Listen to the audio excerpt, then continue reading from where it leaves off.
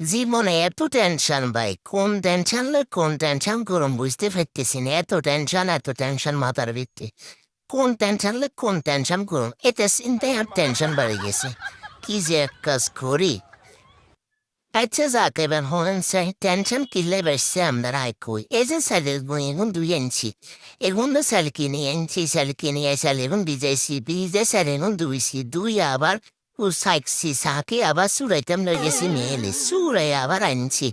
আনি এবার আমনে সান দায় দিছে, তারপরে বই এখন রোদ দিছি। কত খাটনি স্যালের বুন ভিড়ে খাইতে খোলা জালে ভিড়ে খাইতে যে কত খাটনি আয় আমনে কইয়ের টেনশন বাড়ে গেছে।